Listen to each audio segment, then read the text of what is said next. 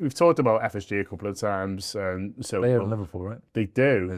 For 15 years this week, they've been in charge of Liverpool. There were some other Americans before that, but we don't really talk No. about them anymore. But it is quite something. First of all, do you think they would have expected to own Liverpool for 15 years? There was, there was a bit of. I remember a bit of commotion at one point that there was I think a leaked document that where they were talking about, basically how they would make money off it, and one of the routes was around to sell. Now, some people who know more than me about these things said, well, that's just the kind of thing that you put together. But I would love to sit down with John Henry. I'm the only person who I know who's done that, even virtually, as you. One of the things I would ask him was like, were you expecting all of this? Do you think they would expect to have owned Liverpool for 15 years? Initially, I don't. It's a difficult one that because they don't. They are long-term investors. Yeah. But everything has an exit. I think that the value of the club and how it's risen has probably surprised even them over time. And the fact that I think they may have thought that by now it would have topped out a little bit, and we would have had the opportunity to sell. I'm thinking, well, it's probably going to start plateauing and declining, but broadcast rights have managed to support that. So, but it's not just that. They've done, because the club's achieved success during that period and they've managed to put the right people in place and they've leveraged success and everything else raises up, commercial revenues, match day revenues, because they've increased the capacity of the stadium. The actual, the value trajectory and the value proposition is still going up. Now, I saw back end of 2023, I was sent an investment deck for FSG. Yeah.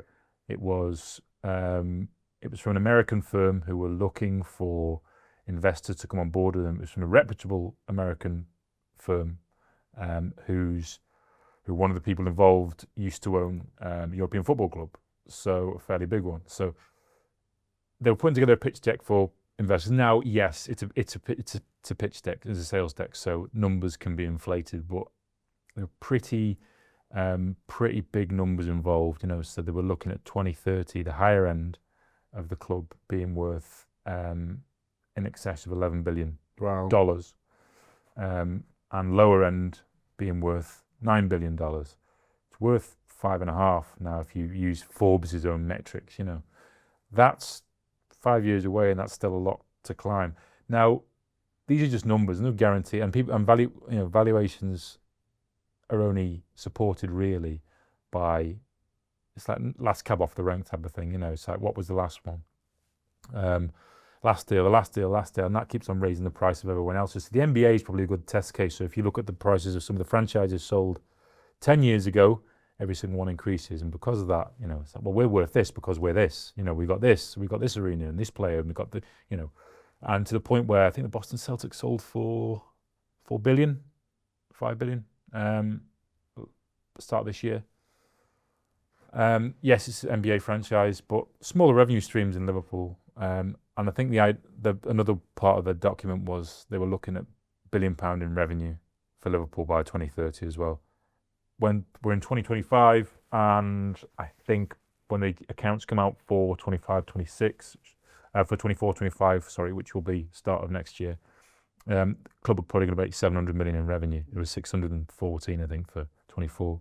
Probably going to be 700 million for 25. We're only 5 years off that now. It kind of feels like that might be achievable. Real Madrid will be the first team. They've already broke $1 billion in revenue, but if you convert that to pound sterling, they'll be first club probably next year to break £1 billion in revenue. So that's coming. And while that still keeps growing, FSG aren't just John Henry, Tom Werner, Mike Gordon. They are 50 odd partners, from LeBron James to Jimmy Iovine, who used to was he Def Jam, was he? Am I thinking? No, maybe. No, anyway. You lost me there. Oh, lost me. Anyway, he was Dr. Dre's business partner. So so all these people, they're not thinking about the FSG works from a day-to-day business because it brings in lots of money. John Henry doesn't need to take lots and lots of money, so there's no dividends paid, but as a business it works and it pays and everyone gets a salary and everyone does fine from it. But the value comes from every single year. There will be an exit for them with Liverpool eventually, but Liverpool's still the one with the biggest growth prospects. Red Sox, not so much. Baseball's facing some kind of bit of an existential crisis, I think, in the next few years in the US because generations don't consume. I mean, I love, there's few things in life, in sport, which are more impressive than seeing someone hit a home run in person. There's a tiny little ball, little wooden bat, bang, out of the stadium, but games are long. There's 162 games in a season. Games are like 3-4 hours long. Kids don't want to watch it as much now because they consume everything smaller. So, but football still lends itself very much to that. So Liverpool still has a big part to play in the FSG story from a valuation perspective. So I think that it's not going to be anytime soon. Yeah, I don't think so either. Do you think they've enjoyed it more than you thought they would? Yeah, I do. Save for, I think they realised early on football fandom in Europe, in England and Europe generally is far more kind of fervent and real and beaten than they may have experienced in the US. Because teams and franchises change, but they do. To be fair, they do exist in the Boston ecosystem of sport, and it's a bit different. Boston, New York are quite different than some places in the US because it's very blue collar, and they have similar. There's a lot of similar strands to Liverpool, isn't there? With like Boston and New York, the Irish history and things like that. So, hearts of industrial past, etc. So, but I think that I do think they've learned lessons along the way. I don't think there's many times where they've done something year time. I think they're doing this again. Yeah, I think they do learn lessons, and I think that's to their credit. The season that they realise that raising ticket prices for the money you may raise extra from it, it's just find other ways to do that.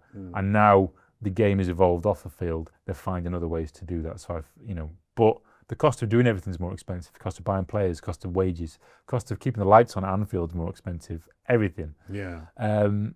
But I think the Super League was fear of missing out type of thing. I think everyone realised that was a bad decision probably when they were doing it. But they carried on and did it and went ahead, and they got embarrassed into it. But climbed down. They've made headway since, more than most in terms of saying. So it's written into the Constitution now, isn't it? The Articles of Amendment rather. So they would have to get permission from supporters groups, supporters board before they do anything like that again. So lesson learned.